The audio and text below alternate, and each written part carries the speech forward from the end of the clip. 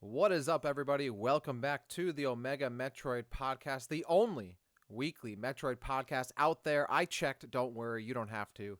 This week, I am your host, Dak, alongside my main man, Doom, as we're taking over for episode 192 while Andy is on break. Doom, how are you doing on this lovely late November week? Yeah, I was talking with my mom recently, and I didn't realize Thanksgiving is next week. We're getting Yes. right around that corner. It feels like November just kind of came and went like that. So it's kind of wild how quick all that is happening. As you can see, I am dressed up in my Patrick Star onesie because today is not a touching grass day. Today is laundry day, and it's a little chilly outside. So I figured why not dress in something comfortable, and here we are. For a majority of our listeners that actually can't see that, you are in fact wearing a real Patrick onesie from SpongeBob SquarePants. So that is real. You can check it out on YouTube in all its glory. Yeah, I mean, correct me if I'm wrong, but I always thought that American Thanksgiving was supposed to be the last Thursday of November, and Yes. it's not this year. The 30th is the last Thursday of November. So yeah, thanks. American Thanksgiving is in a few days, which is wild. Yeah, the month is pretty much over at this point. I've been listening to Christmas music since November 1st, so it's already been extra December for me. Let's just get it over with. Let's just get it going. Mhm. So I don't know if Yeah, you're and a then big and then Christmas speaking, music guy. I don't really go out of my way to listen to it, but like it's almost like Ah, come on. I'm not a Christmas music hater like a lot of Okay. people are. There's a lot of people that like their entire personality is just hating on it. It's like, man, if it's there, it's there. I'm gonna enjoy it. I will say, the Trans-Siberian Orchestra, Mm. like that is good Christmas music that I'm always ready to get down to. Yes, I have seen TSO live, which is really cool, and I highly recommend it if you're ever able to do so. So Doom, before we jump into some Metroid stuff today, because we do have Metroid to talk about on the show, which may or may not be a surprise to all of you. We've had a couple other things come up in the past few weeks, including were they initially, were they officially revealed, or were they just leaked? But the Game Awards nominees for a bunch of the categories, if not Game of the Year. No, they were all officially Okay. revealed on Okay. the yeah, it was announced beforehand they were gonna come out. They actually came out like just before we recorded the last Hmm. podcast, and we just kind of forgot to talk about it.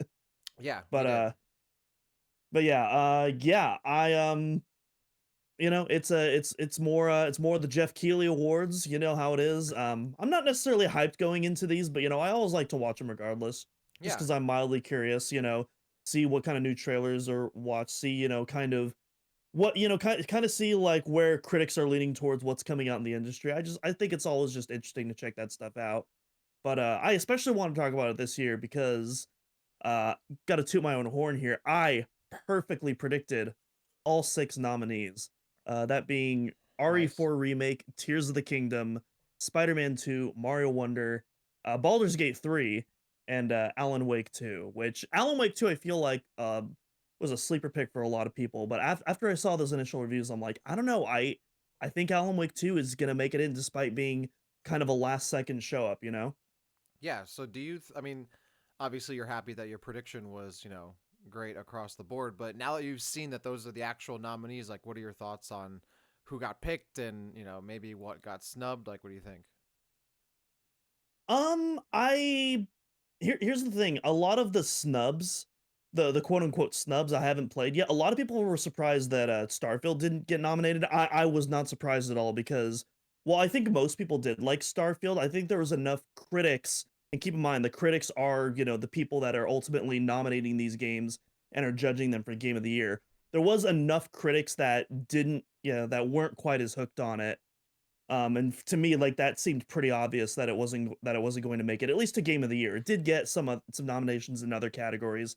I believe Best RPG it got nominated for, which definitely not going to win because it's going up against Baldur's Gate 3. But that's a whole. I think we're going to be seeing some Baldur's Sweep 3 this year, if you ask me. Yeah, I think Baldur's Gate's probably going to win every category that it's in. I'm not super surprised to not see Starfield. I was hoping to see Armored Core 6, and there is kind of a Hmm. little bit of a bittersweet, if not unfortunate irony that the game that was one of the big world premieres of last year's Game Awards was now not at all nominated for a Game of the Year award. Not to say that, every game that gets revealed at the Game Awards is automatically in contention. But there was certainly a big fanfare for Armored Core specifically to be revealed, being a FromSoft game. So yeah, I wanted to see that. I haven't played Super Mario Wonder yet, and truthfully, I haven't played Tears of the Kingdom yet, even though I don't really plan to.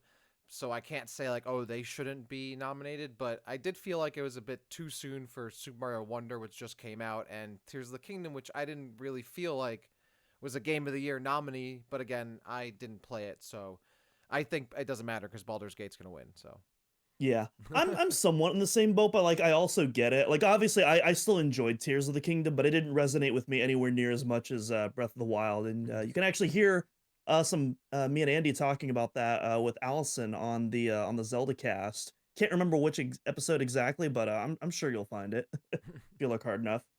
But yeah, in terms of like snubs, like I mean, yeah, obviously, RoboCop, I've been talking about that. I definitely enjoyed it more than Tears of the Kingdom, but I also don't consider that a snub because like I get why, that's not like game of the year material. I get why, even though I personally resonated a lot more with that game, why a lot more people would resonate with Tears of the Kingdom. And also it's just a significantly more ambitious game, right. just from its framework.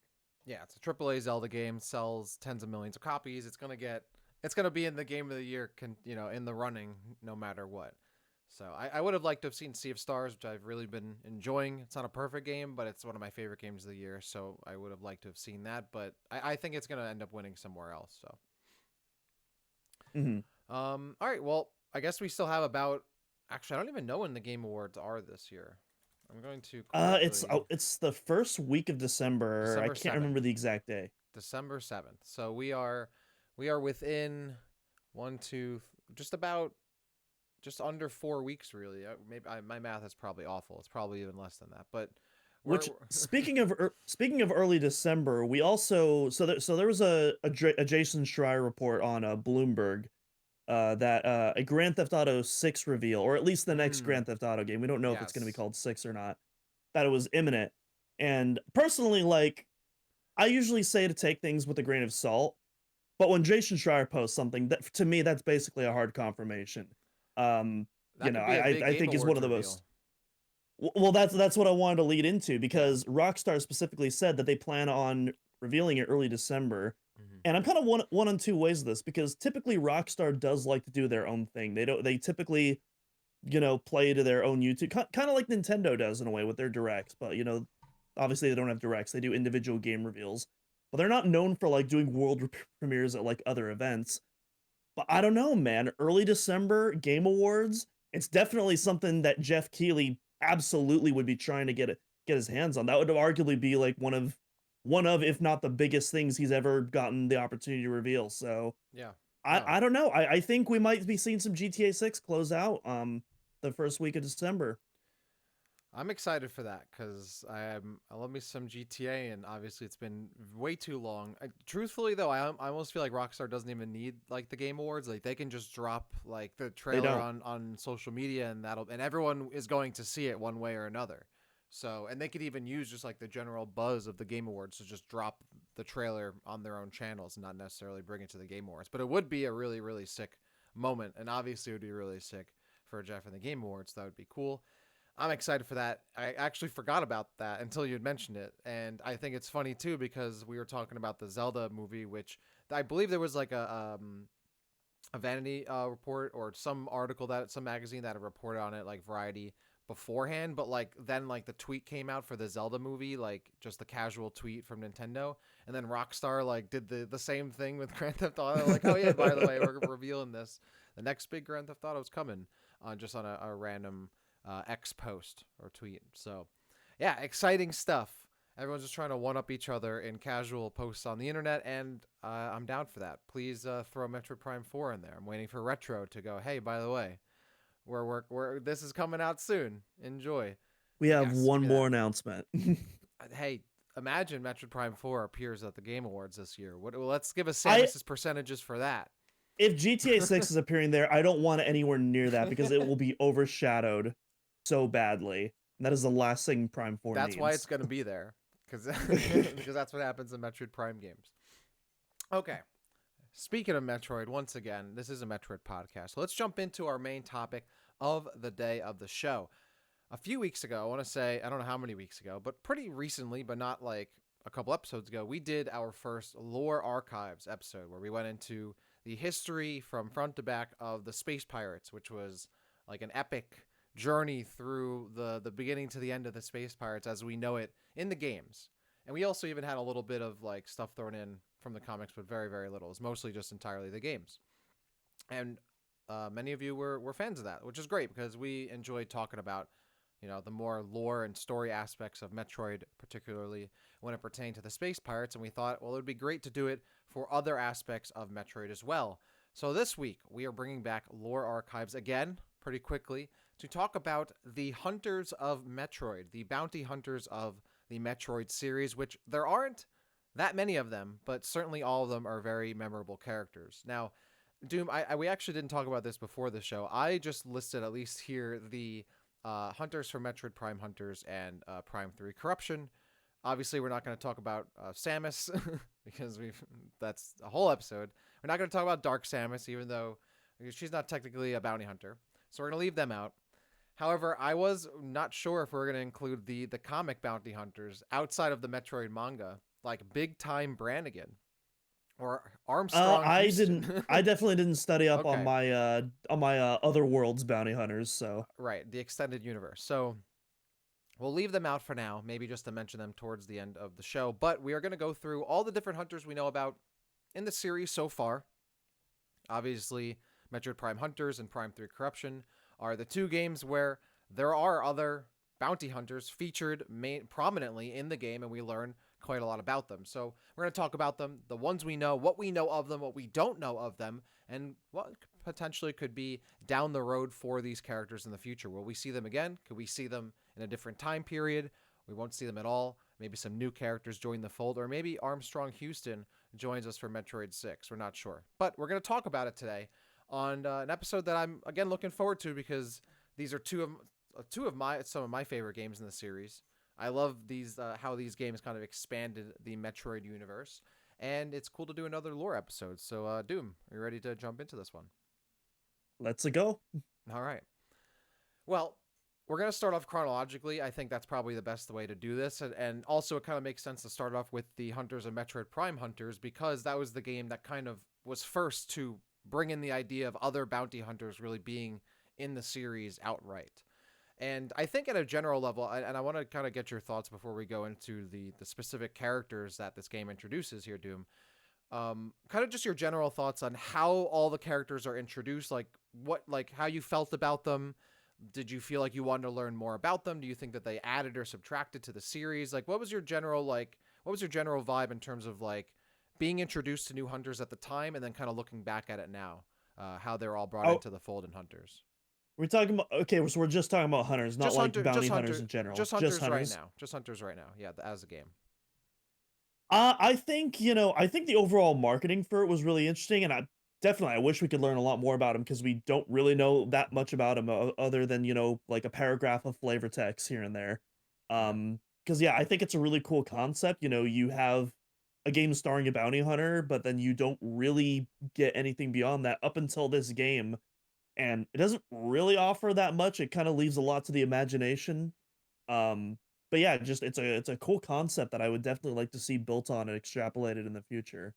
yeah, I will say though, shout outs to Wikitroid. I don't know about you, but that's where I pulled up all my sources from, and like it's a it's such a really cool project that just makes browsing lore and organizing information just really cool and convenient. So shout out to those folks.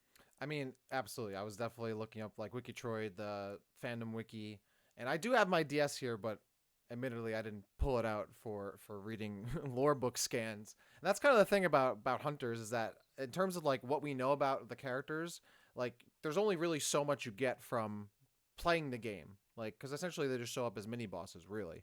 Like you get a lot from like the lore book. We also get a good amount, and good amount is used kind of liberally there from like the manual and maybe from like the official, player's guide, which is, I guess, like on a level of is it canon or is it not in terms of like the creative liberties it takes.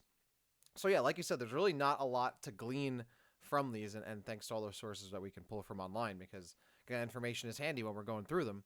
Yeah, this is like you can definitely tell this was something like they're like, okay, we had the concept of we need multiple different character types for a multiplayer type game, and they come up with that, and then after the fact, like, okay, we need some kind of cool backstory for these characters to make them feel like they're not just essentially these different types of characters we made for a multiplayer suite, right?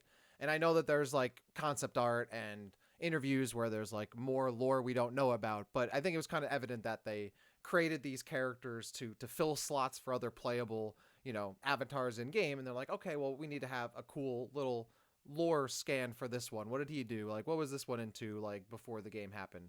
And as a result, they're pretty simple backstories, but they leave a lot to the imagination. And as I was going through this again, it's cool like what the potential is for all these characters in terms of the implications of their origins and what their motivation is for even being involved in Hunters in the first place.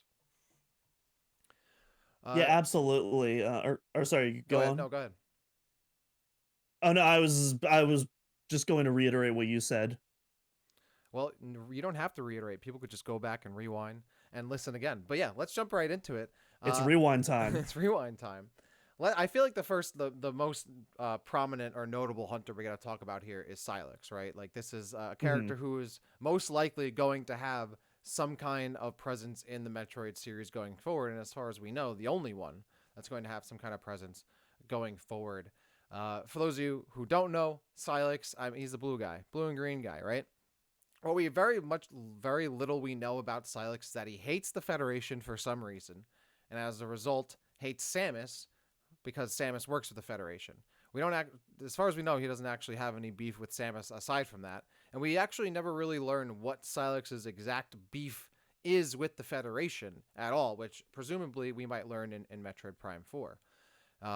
There's certainly a few different elements that kind of conflict when you start going into like the description in the Super Smash Bros. Brawl trophy for Silex or the Metroid.com reading, but most sources agree that he's kind of some kind of resourceful bounty hunter, has some kind of stolen prototype power suit or based on a stolen prototype power suit from the Federation.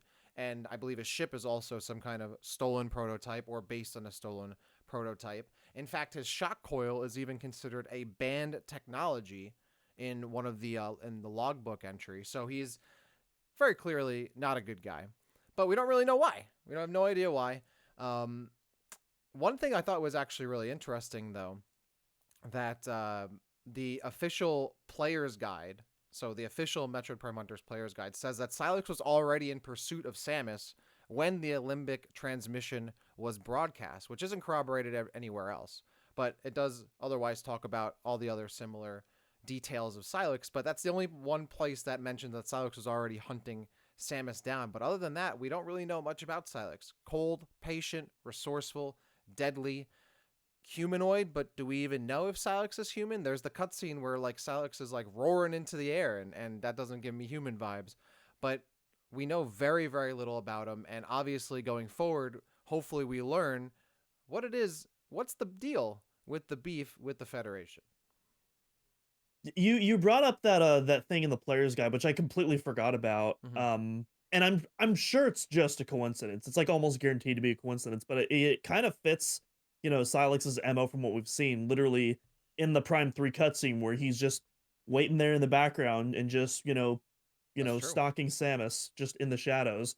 And then even in the Federation Force cutscene, he's not pursuing Samus, but he's just kind of keeping a low profile, keeping to himself, and just being all stealthy and sus, as the kids say. Yeah, that's actually a good point. It does definitely fit his MO. And as you point out, we know the most about Silex because Silex technically makes the most appearances out of all of these hunters. So Silex of course shows up in Metroid Prime Hunters, shows up again presumably at the end of Metroid Prime 3, not with the same type of ship, but close enough, and it's confirmed later that it is Silex, and then shows up again in Federation Force to hatch a Metroid egg in a Federation research facility. I would assume to take the Metroid as well, unless he would just show it up to kind of mess with it and then leave and kind of play a little practical joke. But I'm assuming he took it or did something with it. So we kind of can paint a little bit of an idea like, yes, go hunting Samus for some reason, aside from, I mean, it could just be because she's Federation affiliated, has some kind of interest in the Metroids like many people in the Metroid universe do for the same reasons as we don't need to explain here. And that's really kind of it. And is motivated to act upon a hatred for the Federation. So, yeah, we do see a little bit of the MO, and it is interesting that that player's guide does bring something up that does corroborate something that happens in Prime 3, even though the guide is for Hunters, which came out, a year prior. Though, I mean, maybe they were privy to the ending of Prime 3. It could just be a coincidence. It probably is. Yeah, I don't have anything else to add to that. Yeah, Other than the shot coil is the best weapon in Hunters, and I hope it returns in the future. it is very, very good. And I thought this was really cool and an interesting thing. I had mentioned that it's called in the logbook entry a banned technology. It doesn't say why, but the end of the sentence, I think, refers to high density neutrinos. So that could be the reason for the banned technology. But I was reading that, I'm like, all right, why is no one trying to get this shock coil thing going on again? Like, Metroids are really annoying to deal with, but like, this is a banned technology that isn't some bioorganic thing you have to put in a cage and like fight with. Like, that seems like a possible good thing to do criminal activity with. I don't know. My own personal headcanon after reading that is, kind of like how today, like the electric chair is, I'm not sure if it's 100% banned in all the states, but like it's largely banned in most states because it's very cruel and inhumane. And I would imagine, the shock coil very similar to that. It's like, hey, we can have more humane weapons if that makes sense. Mm-hmm. Like Yeah, bit of an oxymoron, but but I mean, if anyone's gonna do war crimes, I feel like Silex might break the Geneva Convention. I don't know. Might be that one. Speaking of which, in terms of identity, like, is Silex the type of person to do that? I think one of the things that makes Silex the most interesting is that we have no idea what Silex's identity is. A lot of hunters, I mean, we know, like, they're not hiding their identity. Silex is really the only one who is. Like, and we don't know where he's from. The intro cutscene that he shows up in Hunters, the planet is called Silosis, but I don't believe it's confirmed if that's just a planet they're on, and he's just finds some Federation Marines to kill, or that's where he's from. We don't know if Silex is a human, like certainly humanoid, but doesn't seem to. I mean, acts kind of monsterish. Like certainly humans can be monsters, but like literally like roars into the air like some kind of demon, which I always thought was one of the coolest like aspects of Silex was having that like just the juxtaposition of a seemingly like humanoid sci-fi bounty hunter and then doing this very guttural primal roar into the air and presumably killing all these Marines, which always was really interesting to me. So I wonder if there's any like, is Silex not really human? Does that play into his hatred for the Federation? Who knows? maybe he was once human but no longer is, and that has to do with his little Federation beef. Yes, that's kind of where I was going with that, because that wouldn't be out of the realm of possibility. There are a number of hunters, as we'll talk about in this episode, where they're experimented on and change some kind of form and are rebuilt or reborn in some kind of way. In fact, it happens a lot. As I've kind of was going, it's a lot of them. A lot of them go through this.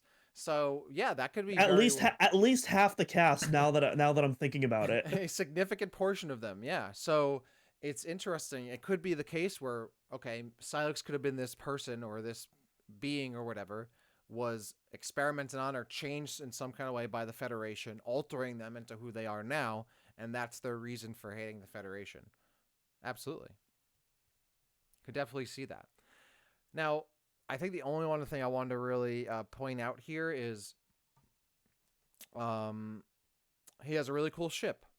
Really big fan. I don't think we ever learn what exactly the deal is with the ship, except that it is also a stolen prototype of some kind, which I believe the game refers to in terms of its weakness is because it's a prototype, and so it has this big glaring weakness where it can be like shot down and stunned. So yeah, cool ship. One of the cooler ships. Not sure where he pulled that out from, but I'm a big fan of it.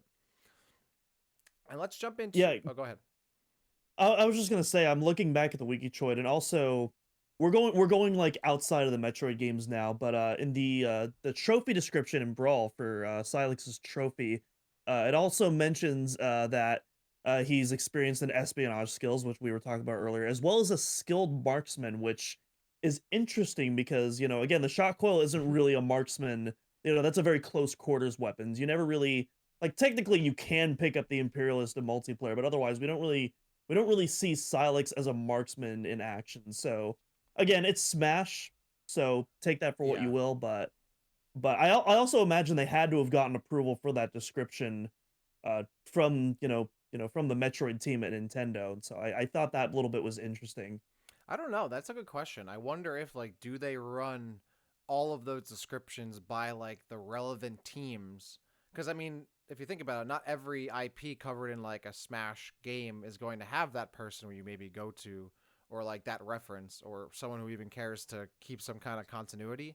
Metroid, I'm assuming, would be one of those, but I don't know. Like, are they running all Well, those? the way Sakurai talks about projects, like it sounds like he gets approval of like all of the franchises, whether it be first or third party, on how, and see if like, everyone involved is like okay with like what's going on. Sure, but there's a difference between getting approval and having people legitimately read what it is you're sending them and being like, yeah, Yeah. we're down with it. Like, to me, I could see it being like, hey, like they send this paragraph over and I'm just super simplifying this. And whoever Nintendo or whoever it is being like, yep, this doesn't look wrong, and signing off on it. Yeah. And seeing a word like marksman could just be like a catch-all term for someone who's good at using a weapon or a gun or something, Yeah. and not necessarily a precision sniper or something like that, which would fit someone like Trace, for example. But yeah, that was interesting. Yeah, the stuff like the brawl trophies and like the Metroid.com, which I guess is a more official, or like the player's guide. Like, there's definitely a little bit of creative liberty that they're looking for flavor text to throw in there, and Mhm. maybe sometimes taking some creative liberties that aren't necessarily the initial intent of the character. But at least from the hunters, that more or less those resources don't really go that far out of the scope of what the manual in the game's already kind of set out for these characters. Yeah. There actually is one typo for Kanden. I don't know when we'll talk about him later, but there actually is a funny typo that gives off a very different implication than what like the actual logbook entry does for Smash. But we'll get to him soon because he's actually two away. So we'll jump in. Cannon's one of my favorites. The next one I want to talk about real quick is actually one I don't think we need to spend too much time on because we did a pretty in-depth section on him in our Space Pirate history episode. So if you want to hear us talk more about Weevil, the Space Pirate bounty hunter in the game, we talked a lot about him in the Space Pirate Lore Archives episode. So I highly recommend you go back and listen to that. I will say that I don't think we need to re-go through all of his history and whether or not he fought Samus and Brinstar, because I think we really did a good number on that. I think my biggest question, and this could maybe point towards where we'll talk later in terms of the future of these characters, is he still alive? If so, like, what's the deal? Where is he at? Is he aligned with the pirates? If he is, why hasn't he appeared again? If not, then what's he up to? That was always my biggest question because it wasn't ever really clear if by the time Hunters happens, he's still aligned with the pirates or not. I don't think that's really super clear. At the very least, it's clear that maybe he got like the transmission thanks to the pirates, but like whether or not he really wanted to use the power to help the pirates or maybe just himself, I think there was always a little bit of a gray area. So I was always curious if we could maybe get a better, clear answer on that. Yeah, again, I'm reading the Smash Trophy lore for Weevil because there's a I don't know, I'm always fascinated by these because obviously they're not they're not primary sources, Right. but also they include like interesting tidbits that you're not going to find, and so I think it's fun to like bring stuff like that up. And I can't remember if we talked about this in the pirate episode, but in the Smash Trophy episode, it mentions that so we know that Weevil was in a fight with Samus, and that's what left him in the state it is. But the trophy description, it specifically mentions that he was left for dead in a fight with Samus, which gives off kind of an even more darker implication that he was like part of a squad and he just kind of Hmm. got abandoned by squad and just got absolutely bodied in the process. Yeah. Well, I mean, there is. We do know that he was kind of like a special forces guy. Hmm. So, I mean, it could be a thing where he was part of some special forces team, fights Samus, gets left for dead, and gets rebuilt. I kind of always took that as like he was left for dead, as in like Samus essentially left him on the brink of death and left. Not necessarily that there was Mm. any kind of like intentional like leaving him to die, but more like she bodied him, and whether or not he was dead, like he's dead or not, like he's no longer a threat, and she moved on. Because if he was left for dead by the pirates, why would they then like rebuild him as a cybernetic warrior, you know, like why would Yeah. so like that kind of conflicts there. And that's again where that creative liberty stuff kind of is, if you think about it for a little bit, it doesn't always line up, but I could see it maybe being like maybe someone double crossed him on the team or something like that, and he wasn't meant to be left for dead, but he was, and then like the rest of the team recovers him, or another team, I don't know. You could, there's that's the potential of these characters you could start to really think of and go I know. I wild. kind of. I don't really think of it as double crossing. I think of it more as like the opening for Raiders of the Lost Ark when Mm, like Alfred Molina's character is just like hey, every man for himself. okay. Nothing personal, kid, but I would love like a really like a short, like a 5 or 10 minute short that shows us what happened. And some of the things in mhm. Metroid, I like, and I've said this about like what happened with Ridley, from Super Metroid Fusion. Like sometimes like the mystique and the mystery is like a big part of Metroid, and not necessarily knowing. But there are some things in Metroid that I would love to actually know what happened. I would love to see the creative minds behind the series give me a fun thing to experience, right? So that's always one of the things I thought would be perfect for Weevil. Like, okay, did he really fight Samus? Like, how'd it go? Like, I want to see how Weevil initially took on Samus in that first fight. Like, did he get? Was it a squash match? Like, did he just get absolutely pulverized? Did he put up a fight? I mean, presumably not much of a fight, but at least a little bit of it. Like, it'd be cool. Yeah, I don't think this is Halo Reach Survive. No, he's getting stomped out immediately. But that would be interesting to see. Like maybe like we get the backstory of his secret, like the pirates thinking that their special forces team can take on Samus, and they show up and just get like immediately wiped. just And like just nah. and their like information is like, not even like up to par. So that could be cool. So I'd love to see that. It's like that. It's like that one Jonah Hill gif of just like the. Not the Vince McMahon one that's going around where he's doing the same thing. He's doing the I, cut motion. I forgot about that one. It's so recent that it just did all because when I think of the Vince McMahon gif, I think of like the one where it's just like him progressively getting more excited until Oh, finally he has has a like lot. Yeah, the yeah, yeah. yeah. All right, let's move on to Kanden, because you had mentioned him. Kanden I thought, was always one of the coolest designed characters in Metroid Agreed. Prime Hunters. Super, super cool, like a yoked bug dude. Like I don't like really, really, really cool. Turns into a little like little scarab or a little like larva that like crawls around on the ground. Love Kanden. Kanden was a character that, aside from Spy, I mean, I played all the characters in Hunter. It's not like there's many of them, but I enjoyed playing Kanden. Let's jump into him. I would say probably the most mysterious of the group. So much so that I think he was made in the Ionoma or Enigma. I think it's Ionoma Living Weapons Project, which was conducted at a quote a Sinister Laboratory, which isn't even given a name. So, from what we know, based on the logbook scans, the manual, he was created to be or turned into. It's kind of unclear whether or not he was literally made or, again, was someone or some kind of being and then experimented on and changed to become the ultimate soldier, the ultimate warrior, which a reoccurring theme in Metroid. People really love that idea. People really are on that ultimate warrior thing. So, experiment goes horribly wrong. He's essentially Mewtwo in Cinnabar Island, right? Experiment in a lab, goes horribly wrong, breaks out, kills all the researchers, gets away. Literally the plot of the first Pokemon movie. We have no idea if this is related to the Galactic Federation or the Space Pirates, and I know from Richard Vorardi, he says that it was obviously a top secret project and only a tight circle of entities knew about it, which I don't know if you can take that as canon, but it was apparently some kind of top secret project from in some group, and otherwise an experiment that goes awry. Kanden then is a bounty hunter because he wants to prove himself to be the best bounty hunter, the best warrior in the universe, and that's why he's going after the ultimate power in the Olympic cluster. Your thoughts on Kanden? Yeah, so there isn't really anything in the lore that suggests that the program was Galactic Federation or Space Pirate in origin. So I just kind of assumed that it's just some other entity that we've never heard about before, which I think is significantly more interesting personally. Because obviously, the galaxy is a huge place. There's infinite possibilities. There's obviously other outside forces working. Than just the pirates and the Federation. The Chozo, the Luminoth, and whatnot. I highly doubt the Chozo or the Luminoth. would undergo this kind of program. Maybe Ravenbeak, I don't know, but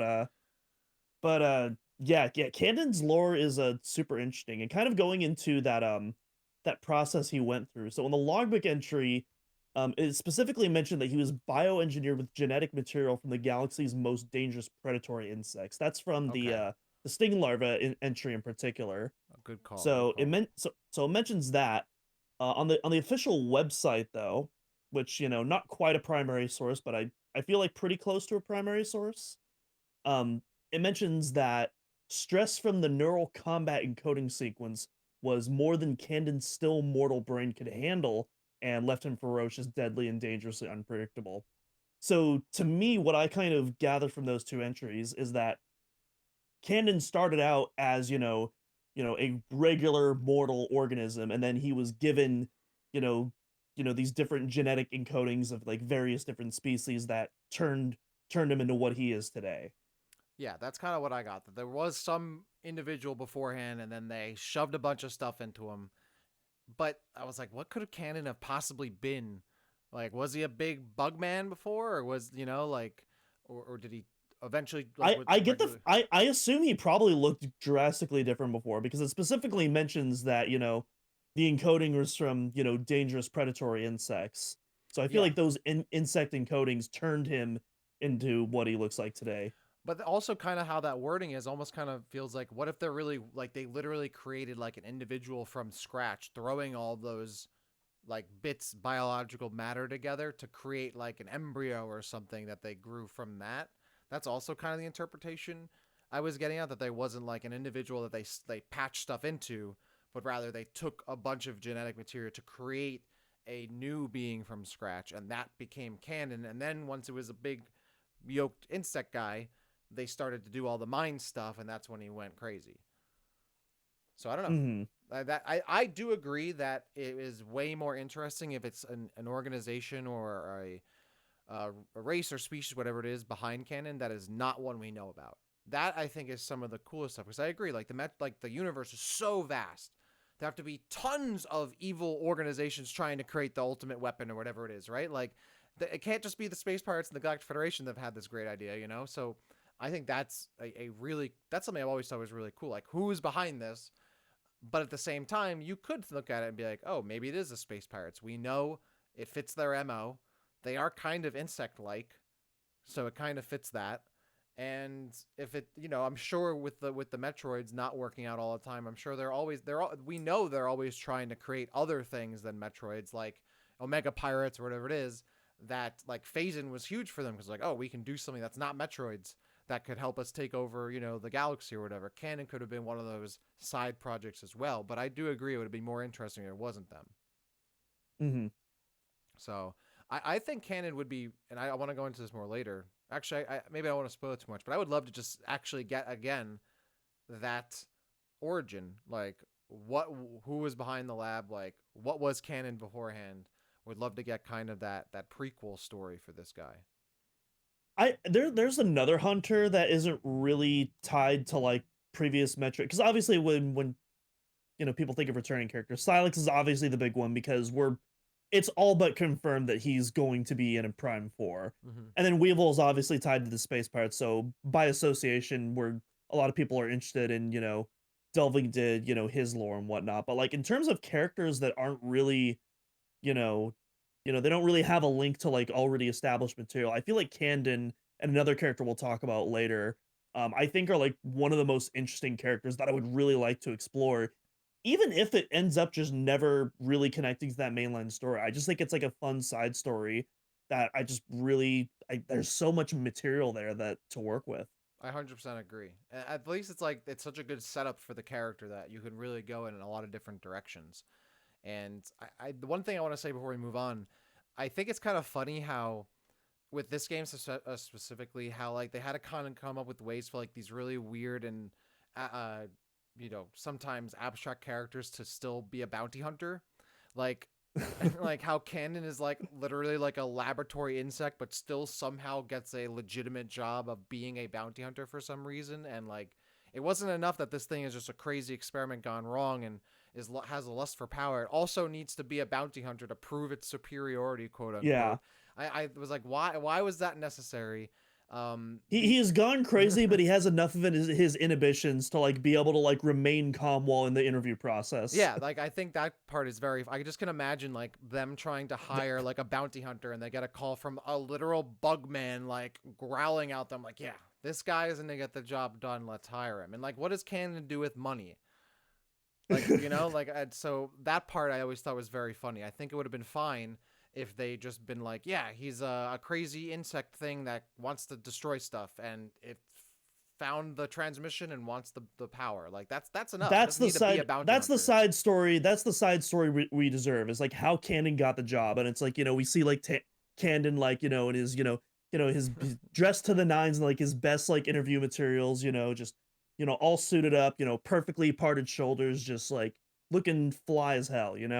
That's the manga. That's the manga I want to read. Is the Kanda a Kanden slice of life manga? That's what I want. Like, and what we'd say your greatest skill set is. Yeah, nailed it. No, yeah, I agree. I think that was a funny aspect of it. To be fair, though, that part of it is mostly brought in by the official player's guide. It's like I think the manuals kind of like hint at like, okay, he wants power and whatnot, but I think the guide kind of like goes farther to be like he wants to prove himself, which feels like gives him more agency than it seems like he actually has as a character. So who knows? Maybe he's one of the best bounty hunters out there. Yeah, the website also mentions that, but I feel like that's about on par with like the strategy guide in terms of like I how agree. accurate that is. I agree. I see the I see Metroid.com as the same kind of marketing PR thing as the player's guide or Nintendo Power, where it's pulling from this. It's not a primary source for sure. So, but who knows? All right, let's jump into our next hunter, who is a fun character and is made of rocks. One of another rock based character in the Metroid series, Spire.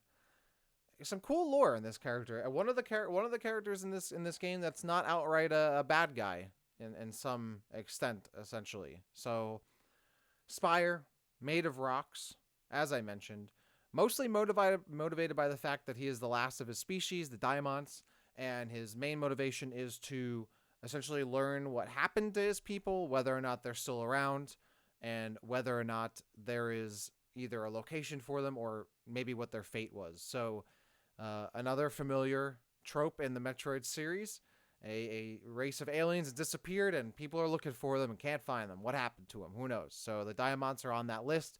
And again, I think that's cool because the universe is vast. I'm sure there are hundreds, thousands, tens of thousands of extinct alien races, advanced ones out there that have been lost to time and maybe, last remnants of their species trying to look for them. So Spire, we don't really know too much about that other than that, what he's looking for. We know that he becomes a bounty hunter to essentially aid in trying to figure out what happened to his people, what happened to his species.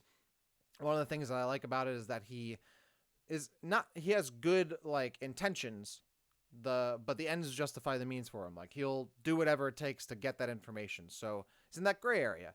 He'll do bounties and take in criminals if it helps him. He'll also do crimes and whatnot and be a criminal if it helps him. So has that little bit of gray moral area, but ultimately his virtues are just, so to speak, in terms of he's doing it for a good reason. He's not trying to like essentially like destroy anything. But we don't really know much about him aside from that. Very cool character though, and has some really cool interactions in game where he doesn't take damage from lava and can climb up rock walls, which is really dope. But a big question: what happened to the Diamonds, and what else is Spire up to? Dude, what do you think about Spire? I know a certain fan of the Discord that has been waiting for this moment. Yeah. Shout out to our boy Spire fan, who we've actually had on the podcast before, earlier this year, in fact, when we did Mapping Metroid VOD. So yeah, definitely check that out if you want some more Metroid Prime Hunters lore from us. But yeah, in the meantime, yeah, Spire probably we know the least amount, I want to say, compared to like all the other hunters. But I was talking about earlier how there's other unrelated to the Metroid series that I wanted to cover, and the second one goes to Spire because I think the premise is super interesting. Like you have one person just trying it's almost the most human like of all of them, because I Yes. feel like that's, Spire almost represents, us to a degree as well. Every person, at some point in their life thinks about, like, what is my place in the universe? Like, where do we come from? Hmm. There's so much knowledge out there, regarding, like, humanity, life itself, the concept of time that, we're never going to know about. Like, what are the answers? And Spire is kind of all of that condensed, to a much smaller scale, but just one that I just find really fascinating, despite him being a one-dimensional character, to put it kindly. It But yeah. um but yeah, but again, like that one, just that one summary, like, again, there's so much to work off with, and I feel like there's a really engrossing story to, like, really get in there. There's That def being said, though, we were also, or sorry, go on. No, keep going. Keep going. I was gonna say, that being said, you also mentioned how they find really funny ways to tie all the hunters into being bounty hunters. I feel like this is one of the more outlandish ones, almost, because it's like you have a guy trying to find his, the source of his people, and it's like, all right, source of ultimate power. Like, okay, where's the where's the connection there? Like, I don't know. It kind of feels like he's just chasing random shoestrings that there's no evidence that they have any relation to, like, what he's actually looking for, but he's just kind of going, yeah, sure, ultimate power, why not? Yeah, well, I mean, that's I think why it works because he is that like desperate, like he is gonna try any avenue to try to get the information that he needs. So why? I mean, what could better help you in your goals than any if you have any goal, any dream, than the ultimate power, right?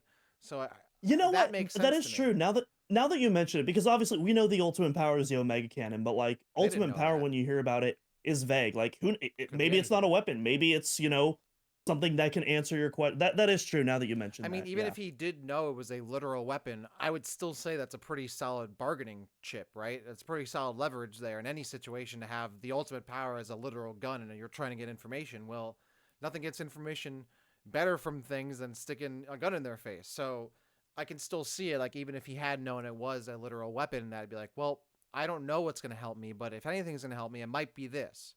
So I like that. Like, he's the last of his species, the last of his kind.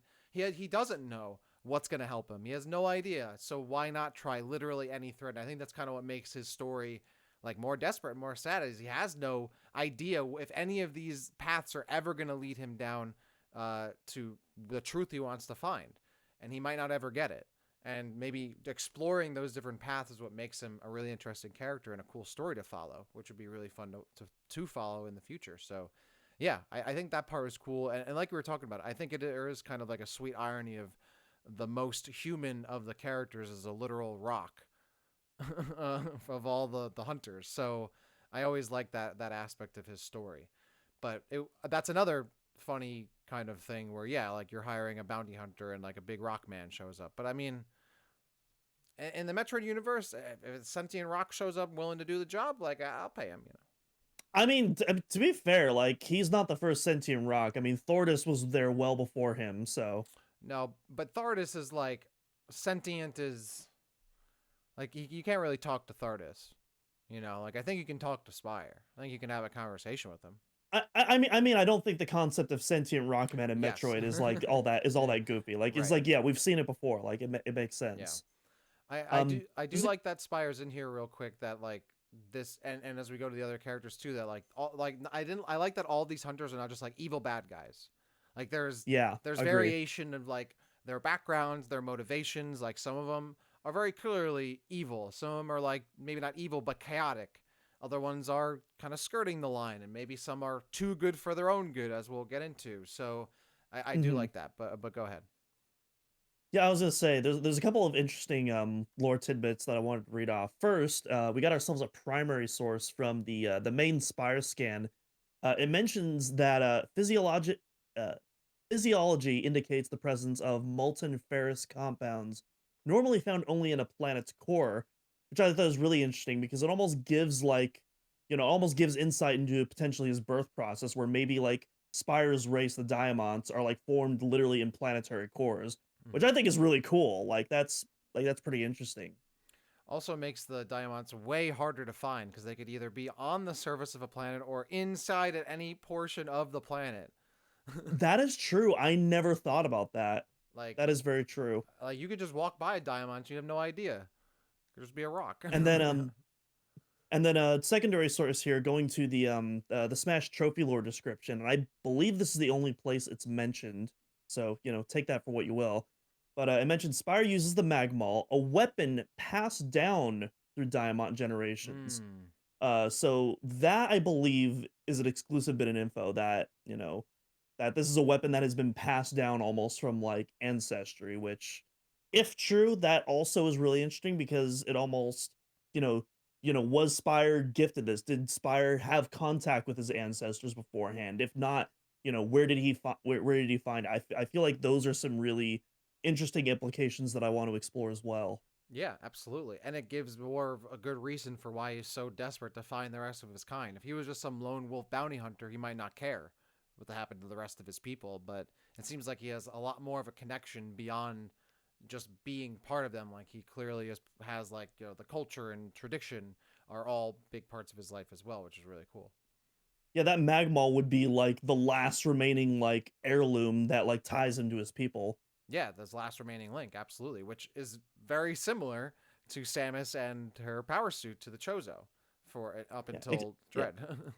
yeah. Except for the random Magmall that Samus finds in the Hunters campaign, but We don't worry about that one. game logic. We don't worry about that one. Before we move on, I also think it is interesting that he doesn't know what happened to his people. Like, hmm I'm very curious as like what were the conditions where he doesn't know what happened to them, because it kind of makes sense that Samus doesn't have the whole story about the Chozo because she isn't a Chozo. She is, but she isn't. But Spire is very clearly a Diamond. He wasn't like adopted by rocks or anything like that. hmm So it's interesting that he would not know what happened to them because it wasn't like it didn't seem like he was like a Star Wars bounty hunter before that. He might have been, but it seems like he becomes a bounty hunter to travel around after the fact. So where was he when this happened? Why does he not know? Did he forget? Was he not there? Was he there and for whatever reason doesn't know? Maybe he's the reason and we don't know that. Like, so all that kind of stuff. But yeah, I think that's interesting, what the circumstances could have been for him to not know in the first place. All right, we have two more of our Metroid Prime hunters to go here, and I think the last two are also just very interesting in terms of character potential. I'm going to jump first into Noxus, who is our like, where is he on the morality chart? He's the um Lawful good, I would lawful, say. extreme lawful good, extreme lawful good. So a righteous warrior of the Vo Zone from the outer rim of the galaxy. His one thing I love about Noxus, no subtext in this guy. Very very clear. Does not want evil. Does not want the ultimate power to get into the wrong hands. Is always fighting for good, so to speak. So this is very clear from the get go, and almost every source, primary otherwise, about Noxus. I think what's interesting, the manual though kind of shows, and I mean it's obvious from just the description, but how we get very much into the extreme lawful goodness of Noxus, where the manual mentions that he doesn't want it to fall into the hands, and by it I mean the ultimate power. He doesn't want it to fall into the hands of, quote, lawbreakers or the unworthy. Once you get into the territory of determining who is worthy or unworthy of things, and you becoming the judge, jury, and executioner, that's when you start to get into the extreme side of lawful good. So Noxus, a very interesting character. Him and the Vo Zone kind of see themselves as like almost like space police, I think, in kind of a way, exerting vigilante justice upon other races and other organizations as they deem fit to keep the balance of good and evil established in the galaxy, wants to stop crime entirely. And I think in that way, as it seems pretty clear, makes Noxus and the Vosen, I think, a really good antagonist for a potential future story because they are so fanatical, because they are so extreme in their pursuit of justice that could be at odds with maybe Samus or the Federation. Doom, what do you think about Noxus?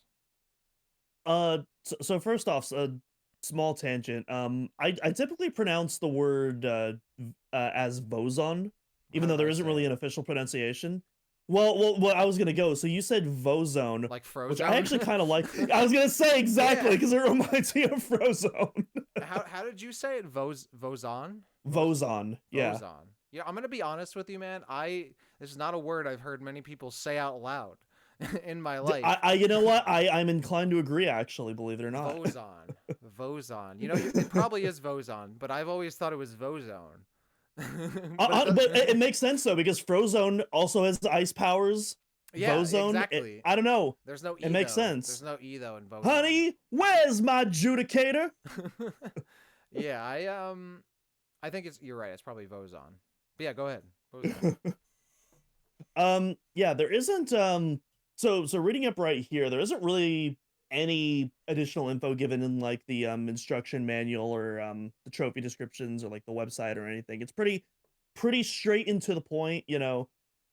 What I think is really interesting though, and we'll talk about this when we get to Metroid Prime 3, but the big similarities that Noxus has to Rundas, so much to the fact that a lot of people, when Rundas was first revealed, myself included, thought that that indeed was Noxus until it was confirmed otherwise, because of how deep those similarities go from the ice powers, you know, to the fixation on, you know, justice and righteousness and all that, Hmm. you know, to the actual character designs.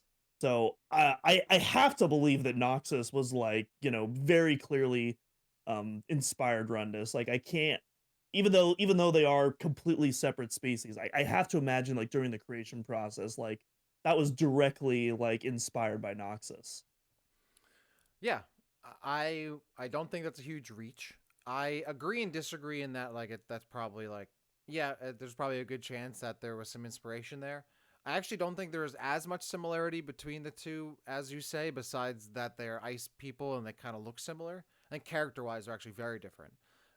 But yeah, I mean, I would not be surprised if they took inspiration from them. They're also kind of uh not like super crazy alien designs. Like they're not like generic alien designs, but I don't know. Maybe they both pulled from the same source that I don't know of, and maybe that could just be the coincidence. But it could also just be like, yeah, Rundus is a ice alien, and oh, here's Noxus, an ice alien. We could just kind of make a similar one to that, and maybe leave a little bit of a connection there.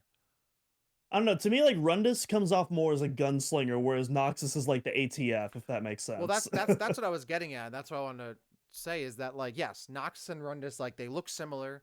They're ice dudes, but Noxus does not have the same penchant for justice and goodiness as Noxus does. Like Rundus is like has some ego, like is a lone wolf, doesn't really have like I don't think Rundus really has like an outward like moral stance ever. I don't think he's like he does good, but he's never like yeah like I'm doing this for justice or like I'm doing this to like I don't think he ever Well, outwardly there is explicitly says that. there is one specific dialogue, and you know maybe I'm reading too much into it, but like during Go the for it. elevator ride before the cutscene, he specifically says, "Relax, we're the good guys. Justice will prevail and all that stuff, right, Samus?" Yeah, but I always thought that was tongue in cheek. Like when he like I don't think he's like I mean I'm sure he doesn't necessarily disagree with that, but I always took that as like he's like messing with her. He's like yeah the good guys are gonna win. I don't think he was literally. I thought there was a tongue in cheek or tongue in mandibles comment there. It probably was, but I also like to believe there's a little hint of truth there at the same time, you Well, know. sure. I mean, yeah, that's what I'm saying is that I'm sure, like at the end of the day, he does have like a sense of a good sense of morality, right? Like he's a good guy bounty hunter. But I mean, like it's very clearly not on the same level of like fanatic extreme justice that Hmm. Noxus has. And I think those elements that you're Well, interpreting well, as the justice parts, I think are more just camaraderie between him and the other hunters. that's I don't think they're carbon copies of each other, not even Yeah. close. I'm just saying like I see a lot of similarities, and I have to believe that he was inspired by Noxus at Yeah. least from the initial design process. Yeah, like I said, I do think that there's definitely could be some inspiration, but I don't see that same similarity behind them both being good guys in a way. But that's as far as the similarity would go personality wise for me. Because otherwise, he's more of a he's like a Cade 6 kind of from Destiny kind of. He's like cracks a couple of jokes here and there, has little like elbowy I, things, I but was about he's to say, Cade 6, that's going right over my head. that's not entirely Cade 6, but like he's like he has like all three of them kind of, even well Gundrida too, but like they're kind of like there's camaraderie between the hunters, like they kind of have respect for each other.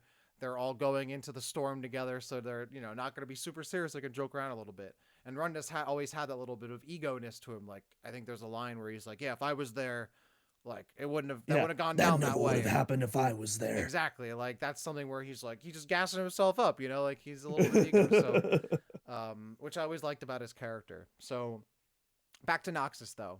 Yes, we don't really know much about him otherwise. Sense of justice. I think this character has such a huge potential to be an antagonist, and the rest of the of his race as well, because they have that such extreme sense of like judgment across the board that could really be at odds with a lot of the major factions in the series.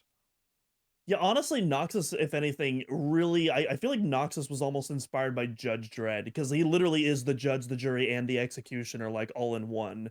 I And mean, his like, weapon is literally the Judicator. yeah, Yeah, which is the goofiest name for a weapon ever, but I kind of love it at it's the a same dope time. name, Judicator. Like that's a sick name. I think a lot of the hunters' weapons names are sick. Like the Imperialist, the Battle Hammer. Like those are dope. They were Battle really Hammer is sick. I love that. yeah. Speaking of the Imperialist, by the way, let's jump into our sixth and final hunter of the Metroid Prime Hunters, Trace, who if there's a character that I think could really come back, a race of aliens that could really come back and be an antagonist, man, Trace and the Kraken are just like straight up evil alien monster stuff. Like that's just that's like almost the flood in a way that that everyone hates them.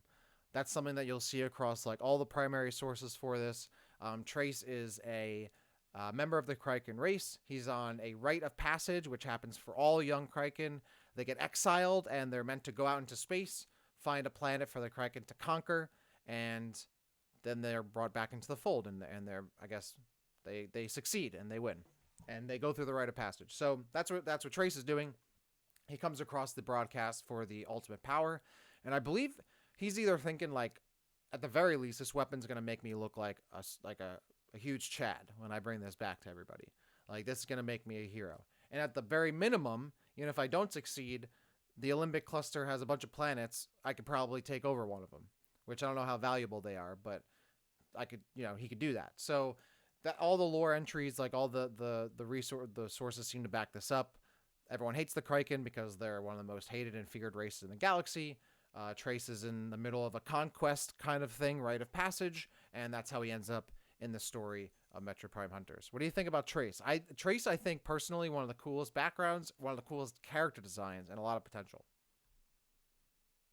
I mostly like Trace. I don't know if it's just me. I'm not the biggest fan of how much Hunters over relies on kind of the floating head archetype. Like it would be fine if it was one, but like you have Trace, you have the Olympics themselves. Like these floating heads are like all over the place, but that's a pretty minor nitpick overall. But yeah, Trace is like a really, I feel like a pretty obvious antagonist for the series future. I don't think it'll ever happen, but like it's like the biography is like right there. Like there's so much to work off of there, and like making him like, or at least the Cricket Empire in general, like the next big threat. It kind of reminds me of like the Yuzon Vaughn and like the Star Wars expanded universe to a degree, where it's like after the Empire fell, that was like the next big threat that like Yeah. ensured the galaxy. And that's kind of what like Trace and the Kraken remind me of to a degree. All right, so it's Kraken or Kraken? I have no idea. Because Kraken Again, makes sense because like they're kind of bug-like, like crickets. Like I don't know, but I always thought like they were Kraken. I don't even know where I got that from. Kraken, mate. I don't know. It kind of sounds like Kraken, which is kind of another monster thing to me, but not similar. That's how I always looked at it. Anyway, Uh huh.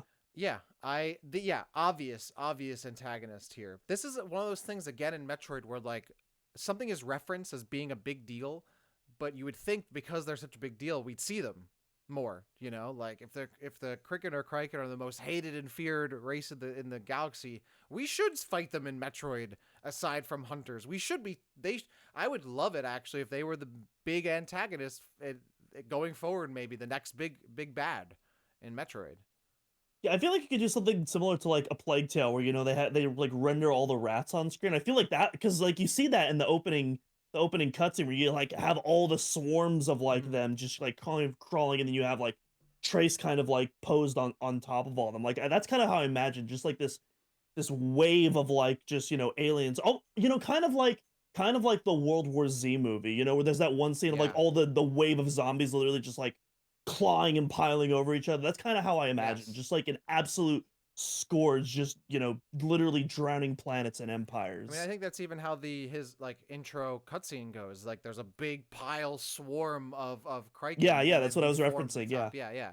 So like that's yeah. I think that's like such an obvious pick. I think that's really like a really cool way to bring a really awesome character design back, and it makes sense because as far as we know, like Trace survived Hunters. Like Trace is would have gone right back on his rite of passage, right? Like he would have continued that. I would assume. So I'm very curious to like, okay, what's Trace been up to since then? Like, have we just kind of forgotten about this really big, bad thing that's happening, and just let him go do his thing after the events of Hunters? well, first off, even if Trace didn't survive, like he's one member of Right. like an entire species that are still a threat. But even that aside, if you get the true ending of Hunters, you can see all six of the bounty hunters indeed escaping from the Yeah. oubliettes, Right. so Yeah. they are all alive. Yeah. Like, yeah. So they are technically all. I mean, I mostly asked that like, are they alive after whatever happens there?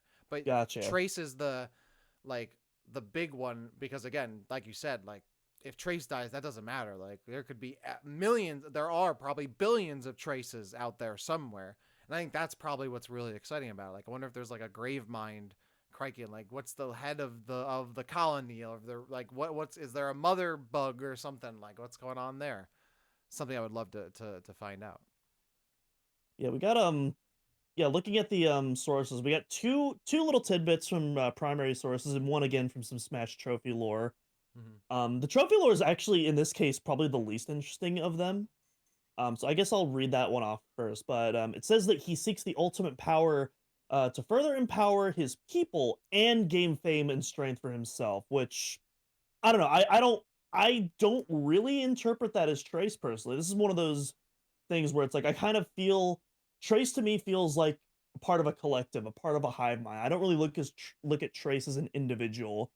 I look at like Trace as a member of an ant colony. Does that make sense? Yes, I agree with that. I will say that I'm okay with Trace maybe trying to individualize himself with an alkalade. Like that I think is interesting. Like maybe that is like a thing of the species where they are essentially all ants, but some of them rise up to be individuals, and that's what Trace wants to be.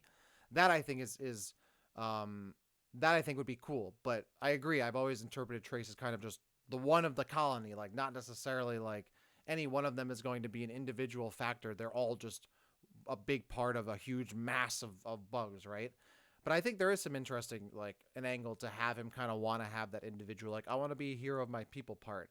But I think the part of, like, he wants fame for himself is probably just a little bit of flavor text padding in there that doesn't really line up with what he actually, like, I don't think fame is even to care about Yeah. that. Or, but maybe that's just an extension of, like, wanting to be that individual amongst the group. So that could just be an extension of that.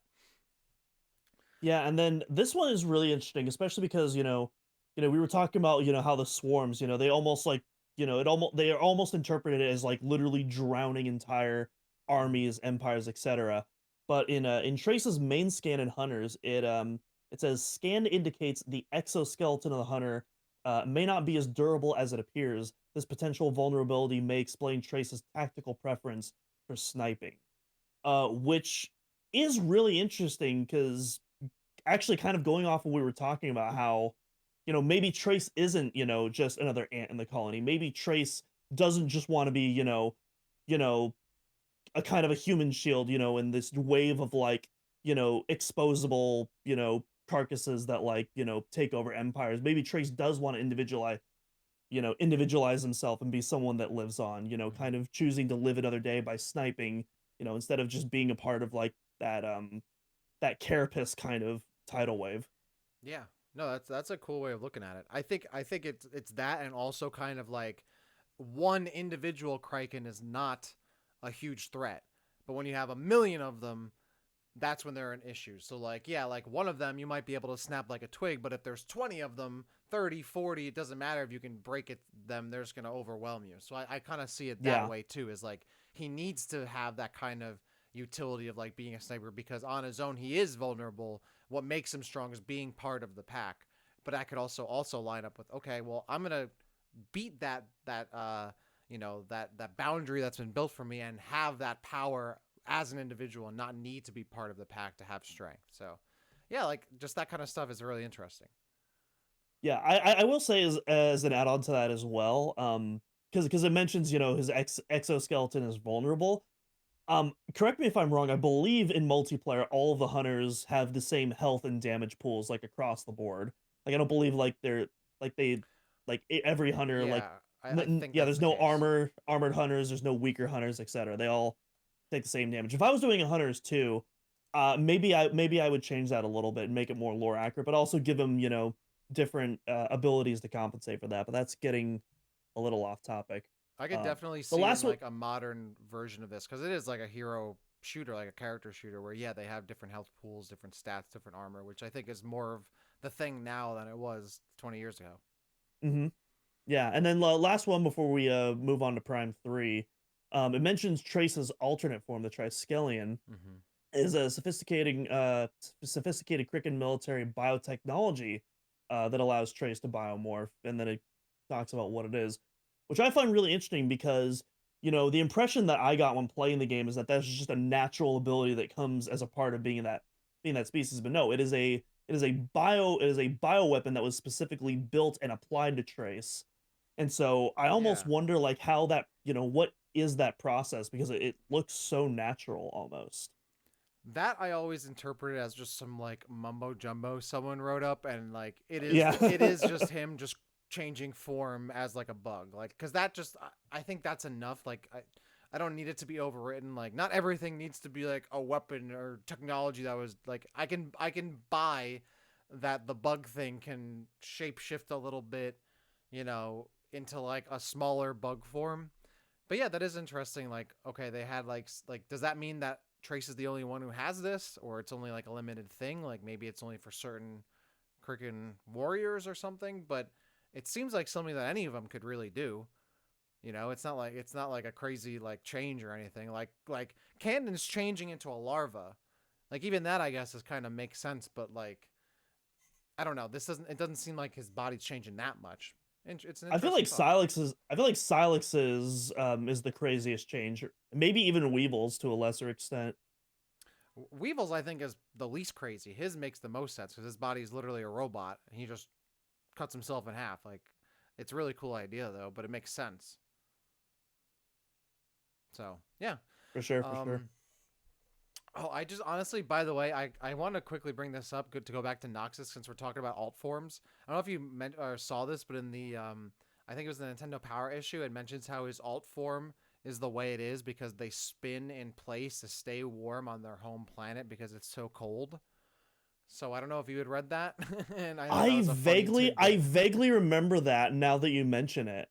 I vaguely, cause yeah, I believe I there was a think specific Hunters issue. Yeah. Yeah, I think that's like one of the only mentions of the alt forms being for like a non-combat purpose. And it's like, yeah, that's what they do on their planet to stay warm. And I'm just like, if Rundas was also one of them, envisioning Rundas spinning in top form too. Yeah. All right. Well, those are our 6 Metroid Prime hunters.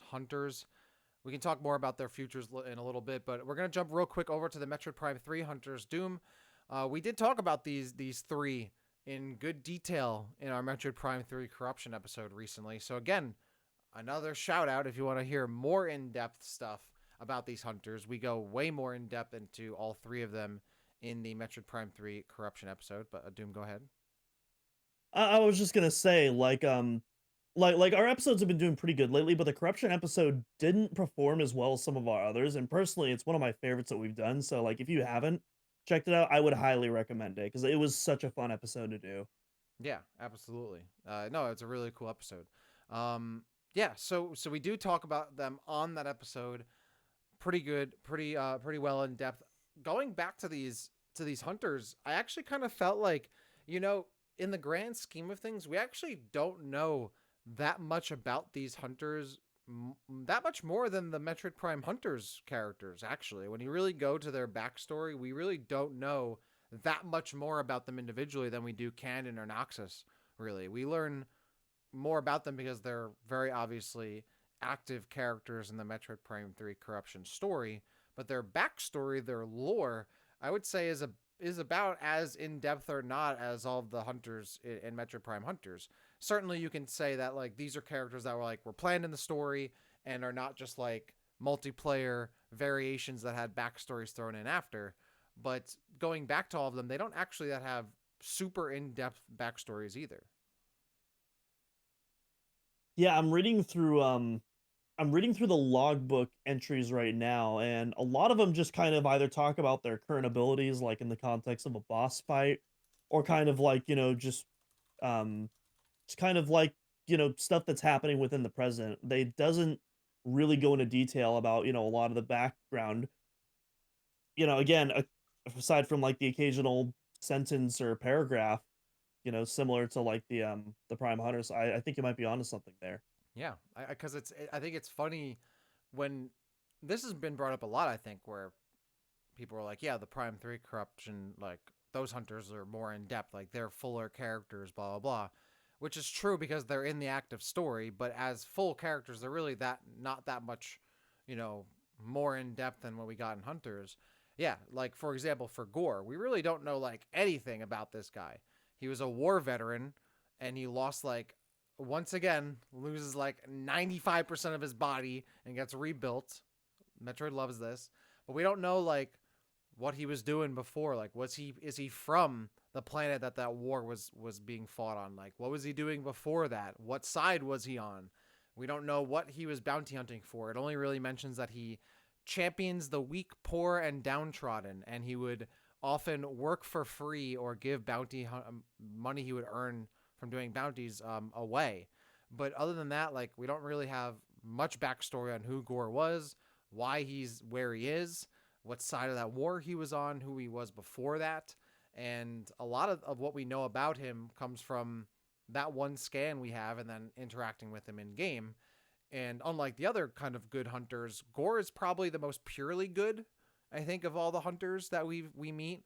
He's Yep. not he doesn't have like, he's not like Spire where he does like, kind of sometimes bad things for a good reason. He isn't like an extreme fanatic. He's just kind of a good dude who wants to do good things and use the rest of his body and life as much as he can. In fact, I'm assuming that's why he's like that. He barely survived and is now using his new lease on life to help people because he essentially barely survived that war. But other than that, we really don't know much about him. Yeah, he you get the sense that I assume we're just gonna go right into Gore since we're talking so Yeah, much yeah, about him right yeah, now. yeah. Yeah, I get the very sense that Gore views himself as very altruistic. I get maybe not a direct Robin Hood comparison, but I feel like, that's like kind of the closest figure in my mind that like I would compare Gore to in Mm-hmm. like the Metroid universe. Because like especially like you mentioned with the bounties in particular, and it also mentions what he donate. He doesn't just donate to random people. He likes to donate it to the victims of the people that he's hunting down. So the people who suffered under the people that he's targeting, he likes to give back to them. So I thought that was probably the most interesting piece of lore that we got, even more so than like the war he fought in and all that. Mm-hmm. Yeah, it essentially does kind of make him like a galactic Robin Hood in that kind of way. And then as a result, you get a really huge like dichotomy between who he is before he gets corrupted and then afterward. He's like very kind, usual self beforehand, corrupted, super hostile, super not great to hang out with, not a cool guy. Well, even before he gets corrupted, and the scans mention this too, like when he's out of his suit, like he's very much like, he's very much docile, he's kind, he's polite, and he's understanding. But then once he like gets into his mech, it's like all of that goes out the window, and he's a completely different character. He's agitated, he's Mm-hmm. aggressive, he's impatient, and honestly, I'm not really a fan of this trait. Like it's definitely unique, it's interesting, but I don't know. I don't know. There's something about Gore merging with machines and just him becoming a different character. Just I don't know. It's because I find him out of the suit to be an interesting character, and him in the suit just kind of you know, just kind of just a random, just brute force kind of like Dum Dum, if that makes sense. Yeah, that makes sense. I kind of always took it as like when he's out of combat, like he's the warrior in the garden, right? And he strategic and very aware and observant. But then when it's time to get down to business, sometimes you just got to throw hands, and he just does that. So I kind of like that difference there, but it didn't necessarily need to Well, be like I don't mind him throwing hands. It's just like it's such a stark personality yeah difference, and that I find his character once he does go into that just to not be anywhere near as interesting. It feels very one note yeah. as compared to the regular Gore, which I feel like is pretty in depth. Well, that's what I was kind of getting at. Is he becomes kind of one note because he's now in the zone. He's in combat mode, and you get the two notes of the character from him being inside and outside of the suit. So I see what you're coming from. Like if you just look at just his combat mode, so to speak, yeah, he might be one note, but he's more than that, obviously outside of the suit, and that's kind of where that contrast comes. But I see what you're saying. I don't think you Hmm. necessarily need to be like agitated all the time either. But I kind of like that, like the stark dichotomy between the two halves, where he goes from so like docile to being so agitated. It made for a memorable character, even if maybe a little grating at times. Hmm. um, Yeah. It also mentions, speaking of his armor suit, the logbook entry mentions that his armor suit also doubles as his gunship, which hmm. um makes sense. Pretty well, cool. well, we even see that at the end of the game, or not the end of the game, at the end of his fight, where he tries to get away and he tries to go into gunship mode, and it blows up. So, so we do see that in game as well. Um, For the sure. next hunter. Oh, we do have another call out on lore. Oh yeah, there it is. Yeah, I got one more. At the end of the logbook entry, it mentions he demonstrates a high proficiency with all things mechanical, seems self-explanatory, and is often called upon for missions requiring computer infiltration or manipulation, which makes sense because originally, Gore's mission had to do with cleansing the Aurora units of the unknown vaccine at that point. So, yeah, it gives a little bit of something that makes sense as to why he would be like, one of the first people that was contacted. Speaking of another character that was contacted, Gondreda, also from an unknown homeworld, though the game specifically mentions it's an unknown homeworld, but apparently has a quote metamorphic ability similar to the biomorphs of Jovia 12, which I just kind of put as like flavor text mumbo jumbo, but Yeah. but essentially another hunter, kind of ish like Kanden actually kind of sees bounty hunting as a sport, as a means to like be the best at, in a way, oddly enough. Sees Samus as her main rival, and I always kind of thought that was funny because like Samus doesn't seem to care about that whatsoever. So it's like a very one-way relationship there. Obviously becomes a space pirate commander once she's under the influence of Phazon and Dark Samus, and ends up tricking Samus as a Federation Marine, tries to get her, goad her into a fight, and does. But again, no real background. We don't know where she's from. We know she's similar to beings on another planet, which you can maybe surmise maybe she's also from there. I think that's maybe what it's kind of hinting at. But otherwise, like, we don't really have much of an identity. Like, we know what she looks like and her name is, but where she's from, what she's up to, how she got to where she's going to be, or where she got to is still, again, very unclear. Yeah, Gandreda is that Twitch chatter that's like always donating subs, trying to get Samus's attention, and it's just not working, just absolutely not working at all. And then finally, she's like, "Okay, fine, forget this. I'm gonna start my own streaming channel. I'm gonna beat you, Sam." That's Yeah. literally the Gandreda backstory, and I kind of like it. Yeah, no, I like that. Again, I love the camaraderie of all the hunters, and Gondreda like goes out of her way to mess with Samus multiple times, both the beginning of the game and then later in the game. Um, One of the things I thought was cool about her is, again, when we see that dichotomy from when she's uncorrupted to corrupted, she goes from seeing Samus as like a rival to, I believe, one of the space pirates mentioning it in their scans that she plans to like bring Samus's like bloody helmet as a trophy to Dark Samus. So Samus goes from being a rival to being like a trophy that she could present to Dark Samus there. And one of the other things I thought was really interesting, we kind of see this like progression of how much each character kind of reverts to their old self when they're about to die. So Ghor doesn't really like Ghor kind of just like runs off when he's like about to die or whatever. But when Gondreda dies, if I remember correctly, from what I read, she kind of like reaches out to Samus at the end a little bit. She's kind of looking for help a little bit, and you kind of see that like the initial Gondreda, and when we talk about Rundas, we see it way more with him. Hmm. Um, where we see that like original Gondreda slip back before her time, and that relapse is a little harder there. So that was interesting. Yeah, I've kind of always interpreted that as like after the fight when like Samus has whittled down the health. I always interpreted that as like, for a brief moment, Samus has broken, the corruption Dark Samus has on them, and like Mm-hmm. in their final moments, they're like actively conscious and like finally aware of like what's transpired before Yeah. their ultimately demise, which is super dark and unfortunate, but yeah. Yeah, it even happen. I mean, it happens with Rundas very clearly, which Yeah. which makes his death that much harder. But with Gondreda, we see that like glimpse of it. It's a little more than Ghor, not as much as Rundas, and I love that little progression we get between them. But otherwise, yeah, she also becomes Mistress Gondreda by the space pirate. She gets a title change, which is a little weird. I think her character ultimately is cool. She has this. She's a weird type of bounty hunter because she's this like amorphous, like protozoa looking character, doesn't like wear armor, a very abstract kind of sci-fi character that doesn't like almost doesn't fit in Metroid, like very much an outlier like character design wise, but in some ways not as much because we are used to characters being like just big like masses of energy or whatever, right? Floating around.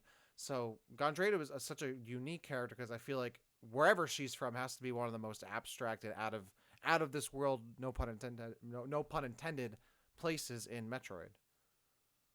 Well, I think you mentioned like how out of place and abstract it is because I feel like the game also agrees because it mentions details on the subject's origins and age are unknown. So like there isn't even any data on like what Gandreda's species is. How old In she the, is, earlier yeah. you mentioned that like earlier you mentioned like the closest thing that they can compare her to is like shape shifting species of Jovia or whatever that planet was called, Mm-hmm. which I think is interesting. And they don't even know what her age is, which I think also makes sense when you have someone who's shape shifting so often and you can't really get a grasp on like what that original form is and what that aging process would be like. Mm-hmm. So it probably, on one hand, probably a boring bit of flavor text that I'm looking way into, but I like looking way into it, and I think that's really cool.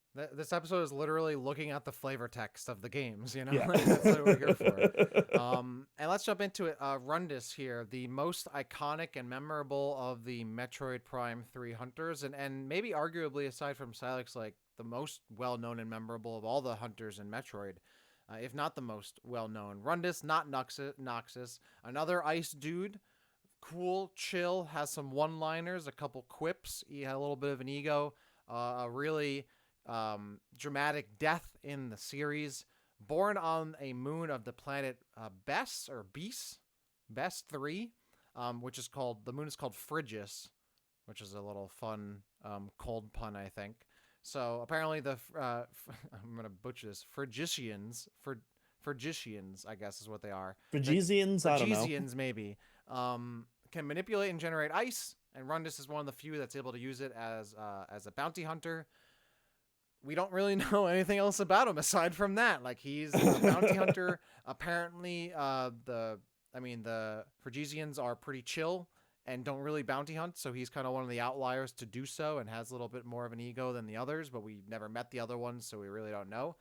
Obviously, becomes a space pirate commander, but I don't want to go into his death immediately because I do want to talk about that. But yeah, we again don't really learn very much about him. We learn that he kind of has that camaraderie with Samus, like very clearly respects her.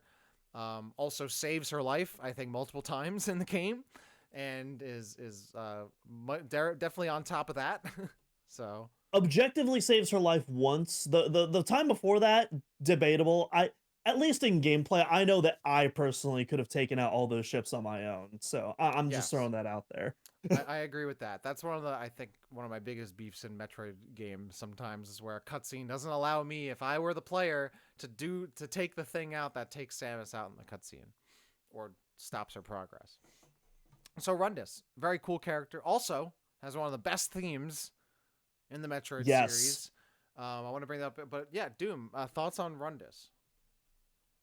First off, voiced by the incredible Chris Sabat, who I actually had the Yes, opportunity to meet and get his autograph last year on my Prime Trilogy case, my sealed Prime Trilogy case at that. that's So cool. that was really tight. Yeah, Chris Sabat, for those who don't know, he's voiced Vegeta in the North American localization of Dragon Ball Z, and countless other anime and video games as well that would take way too long to list off. Yeah, super prolific guy, and really nice from the short time I got to meet him. But going back to Rundus himself, like you said, not a lot to work with here. I still stand that I personally believe that he's at least somewhat inspired by Noxus, but we already talked about that. One thing I will talk about in this lore entry right here, we talk about how he's, he has a bit of an ego. It specifically mentions right here in this lore entry, his arrogant demeanor has led him to mainly seek solo missions, and he rarely works well with others. So I think that definitely checks out for his character description. But I also think that makes the way he specifically interacts with Samus that much cooler. It's like Rundus has little to no respect, and we kind of even see that towards Admiral Dane a little bit when he, when he gives him lip during that briefing. But like when he's talking about Samus, it's just like he views her as an equal, which again, like just a really subtle way of making Samus look just that much more Yes, of like, an all-powerful warrior. absolutely. Yeah, like that. I would even say that's the only character he gives respect to is Samus, and that it Mm-hmm. doesn't make Samus seem like a joke or an outsider. Like she's the bar right there. Like Andreda messes with her and is a rival to her because she sees Samus as a rival. Like he sees Samus as an equal. Ghor clearly sees her as an equal. Yeah, and going back to that elevator scene to call back to that again, all the other hunters are giving her crap. Like Andrea's like, "Yo, what are you doing, man? You're late. Like this planet's gonna blow. The meteor's approaching faster." Red is like, "Whoa, whoa, whoa, guys. This is my girl Samus over here. Like, we're gonna be fine. Yeah. She's a main character." She's the main character. If anything, we are the ones who have something to be worried about. Our time is Yeah. slowly short. Yes, I know. I agree. Yeah, I love that. as they're all putting on their red t-shirts, yeah. Yeah, Prime 3 just does a really good job of that, of showing, like, characters showing respect to Samus. Like, that's how you get a lot of, like, that camaraderie, and you get a lot of, like, the importance Samus has that other characters give to her. Like, the Federation Marines and crew on the ship, Rundas, Admiral Dane. Like, Admiral Dane even has that little connection with her above the other hunters. Like, really, like, you can tell, like, of all of them, he really trusted Samus at the end of the day. So, Yeah. Prime 3 does a really good job of that, and Rundas is certainly an extension of that for sure. Literally, first thing Dane asks after his fleet damage report is, "Where's Samus?" Where's Samus? Mad respect. Where is the main character of the franchise? We need her. Adam never asked that. No, Adam does not. Yeah, well, that's why we need more Admiral Dane and less Adam. I agree with that. And then his death scene, which I want to bring up because I mean, everyone knows Yes. it's a glorious death scene, but this is where we really see that big, like relapse, like him coming back to it, like consciousness, and the corruption like lets go of him. He kind of comes to, realizes where he is, confused at first, and before Samus gets an opportunity to help him, Dark Samus seems to snipe him from the ground with an icicle, with a big icicle, spears him through the chest and kills him instantly, which was very sad. But that's like the biggest moment where you see a character come out of the corruption, realize what's happening, and be like, "Oh, that was not cool," and Samus being like, "Oh, they're back," but being unable in cutscene able to do anything. If it were me, I would have done something, but I wasn't in control of Samus at the time. But that moment is Mm-hmm. so poignant, and that shows that like that progression of moments of the characters coming back and realizing what's happening to them, and it comes to a head with Rundas, who has the biggest realization, the biggest comeback from that corruption just before his untimely demise.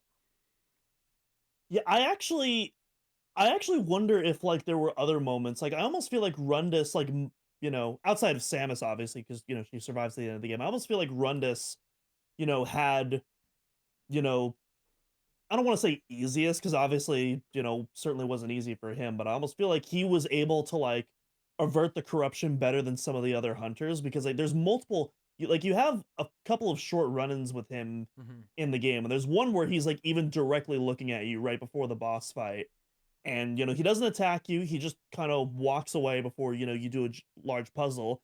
And then during that space pirate fight, when he intervenes and like just encases all the pirates in ice, what's the reason for doing that other than him having being fully conscious? And then again, immediately after that, he doesn't immediately attack. It's like there's a pause before before he does like try to ice Samus. And I almost feel like there's like moments where he's fully in control, then moments where Dark Samus is in control. So I almost feel like maybe his willpower is able to more easily fight off that corruption. But that's just my own interpretation.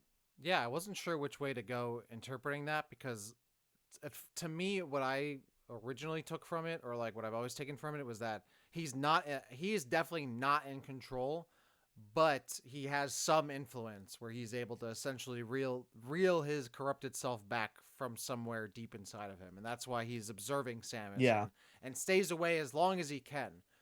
The other way, I guess you could look at it as maybe like a Majin Vegeta kind of deal, where he is conscious and he knows what he's doing, and he's only using this, or like not using it, but he's only doing what he needs to do on the evil side of things, and he doesn't need to necessarily go after Samus if he didn't need to. But on the other hand, Majin Vegeta kind of just like blows up a whole bleacher worth of people for really no reason. So maybe that's not the best comparison. But I kind of saw it like that, where he's like he is in control, but he's picking and choosing what to do on his own, while still very clearly overall influenced by Dark Samus. It came to you because I mentioned Chris Sabat. I know. Oh yeah, I didn't even think about that. Yeah, you're right. Well, yeah, that's actually a great comparison. Maybe that's the connection they have there. Majin Rundas. That's what they all are. All right, so those are all our Metroid Prime 3, and I know we're actually over the hour and a half mark already, so we're gonna get close to wrapping this Oh up. wow. Yeah.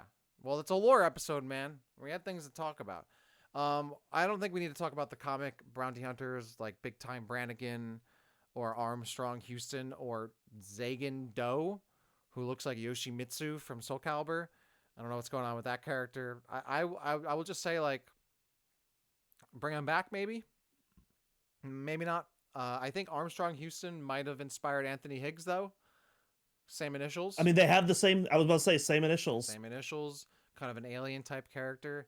But I wanted to go. I don't know. I've Go ahead. I personally, I know Armstrong Houston is like kind of like a big character in like the Metroid fandom. I don't know. I personally think he's super overrated. He just kind of seems like he kind of seems just like an OC in like another Various suit. I don't like he's got a cool beard, but like I mean, so do I. Like they're not that hard to come by. I truthfully don't. I mean, is there a big like Armstrong Houston contingency in the Metroid fandom? Like, I don't. I could give or take the guy. I don't really like. I don't care, you know. So, are there huge Armstrong fans out there? Let us know if you want to see him come back. I wouldn't.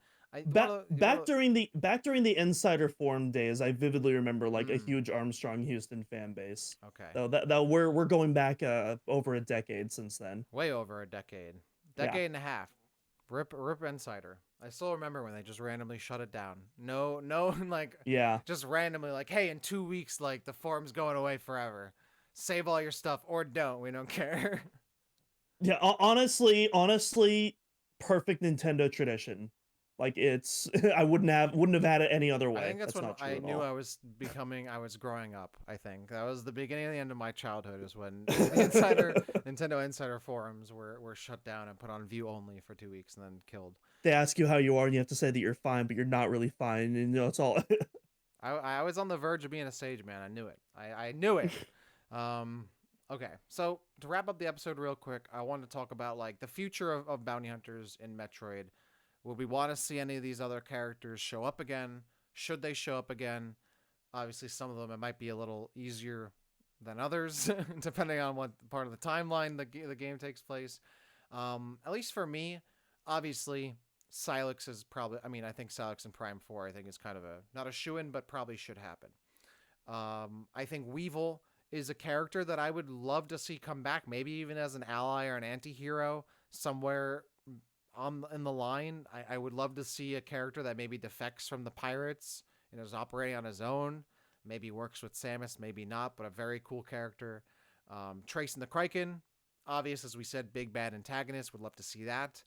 I think Kanden and Spire would be really good like side story kind of things, like a small book or a short or a side or spin-off game. Like give me their story. Like I want to see Spire's story. I want to see what happened with Kanden, like his prequel. Like bring me all the way up to the laboratory explosion and escape.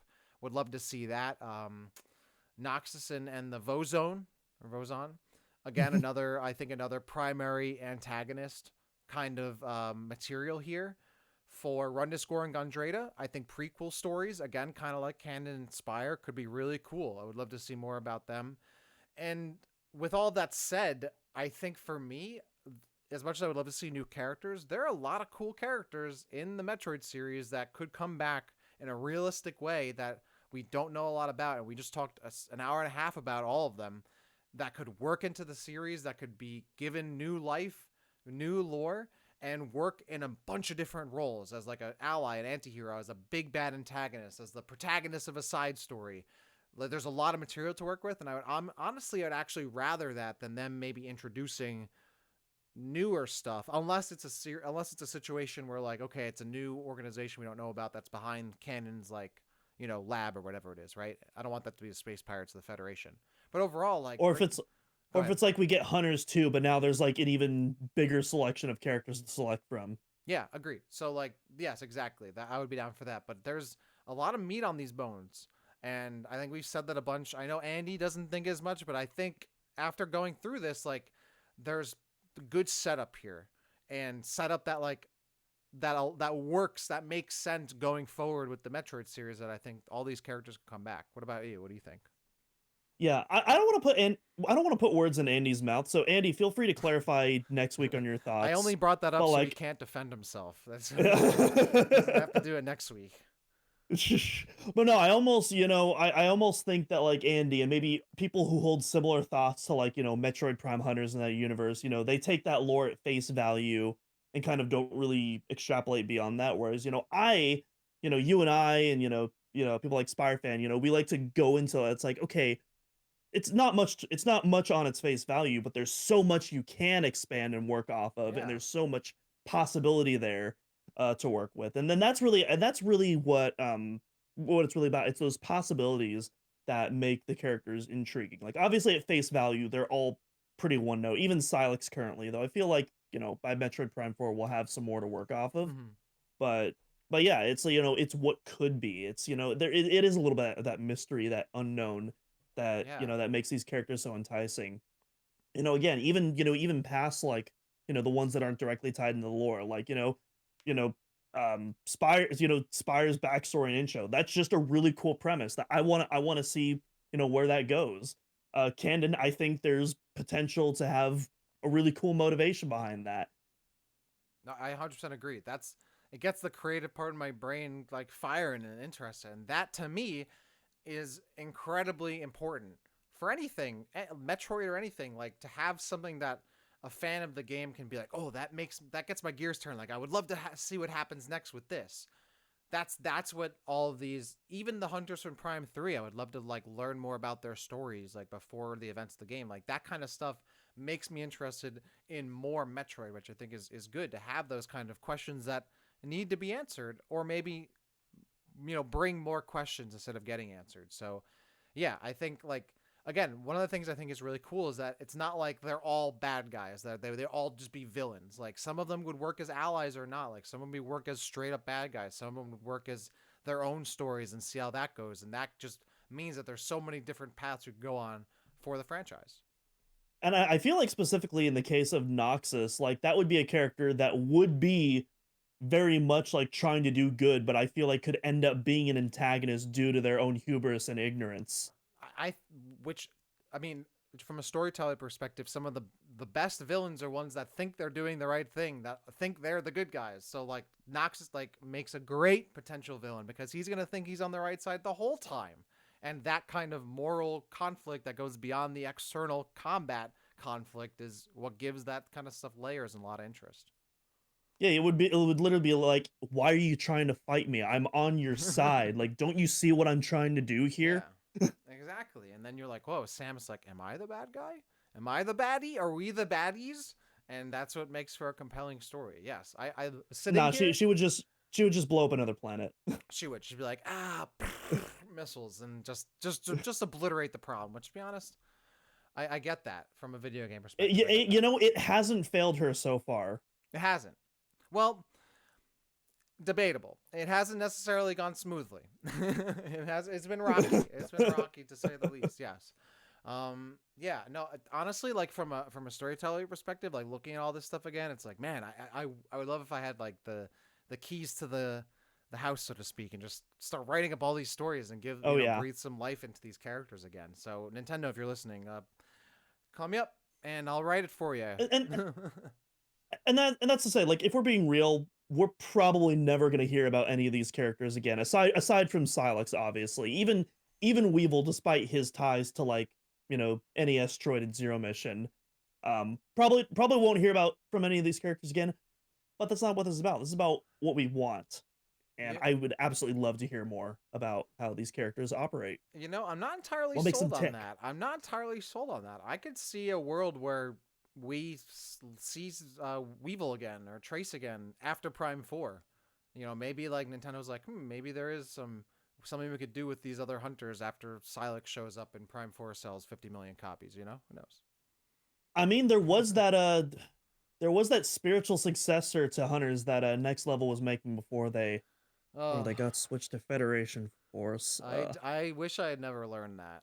I wish that was something that was never brought to my ears or eyes, because that pains me, the fact that we could have had a Hunters reboot or Hunters sequel, but we didn't get it because we got Federation Force. That was a canon event. That hurt me. Well, with that all said, as we round the hour and 46 or so minute mark, that is our second entry in the lore archives. We talked about the Hunters of Metroid. Doom, any last thoughts here for the Hunters of Metroid? They're all cool jabronis. I hope that we indeed get to see them next mission. I agree. No better way I could put that. With that said, I believe our next, I'm not gonna make promises, but at the moment our next episode I believe is a mapping Metroid. So hopefully that's gonna still happen. That is what is currently on the docket. Yes, it's currently on the docket, but card is subject to change, as you all know. For anyone celebrating, have a happy American Thanksgiving, which is this weekend.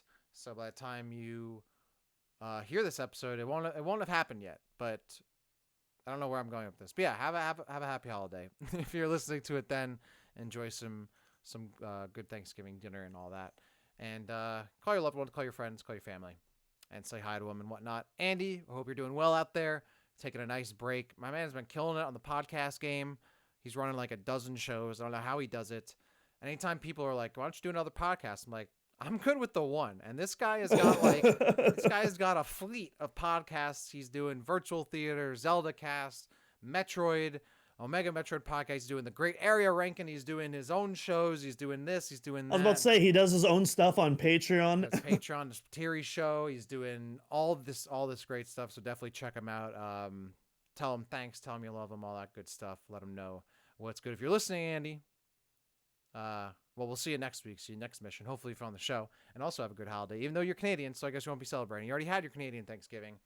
But I'm already on Christmas mode. I'm ready. Ready for Christmas. With that said, thank you all for tuning in. Oh, Doom, you have anything else? One last words? Anything else? Yeah, no, I already said my last word. All right, good. I got you. Do the outro. Well, sometimes it looks like you're about to say something. I want to give you that last word, but you know what? I gave it to you. Thank you all for tuning in. This is the Omega Metroid podcast. Of course, you can check us out on OmegaMetroid.com, where we have the show posted, articles, news, guides, all that awesome stuff there on OmegaMetroid.com. You can find us as the Omega Metroid Pod or Omega Metroid Podcast on all your favorite podcast platforms and social platforms as well. You can find myself at Daxity_ on most stuff, at Doominal Crossing on most, or is it at Doominal Cross, at Doominal Crossing? At Doominal Cross. I would have done Doominal Crossing, but they don't allow that many characters in your @, so it's just Doominal Cross. Well, I know if you try to type it in, you'll eventually get to your username. And he is Aspateri316, and you can find us at Omega Metroid Pod on your favorite platforms. We are the only weekly Metroid podcast out there. And you can find us on YouTube. So if you want to watch along and see us sit in our bedrooms talk about Metroid, if you want a visual to throw in here, if you want to see Doom's awesome Patrick onesie, you can check us out. I was about to say, if you want to check out the drip. If you want to check it out, you can see us on YouTube. Otherwise, please sure to check us out on whatever platform you're probably already listening to us on, so I don't need to plug it. But, that's kind of what you're supposed to do. Thank you all for tuning in. I hope you enjoyed. We hope you enjoyed this entry, the second entry in the lore archives. Let us know what you thought. Let us know what you'd like for us to talk about next. What story, what lore should we dig into next in the Metroid series? Let us know. Let us know what you think about the Game Awards Game of the Year nominees. Who got snubbed? Who's going to win? Is it going to be Baldur's Gate? Is it not going to be? And we'll see you next time for the next episode of the Omega Metroid Podcast. We'll see you then.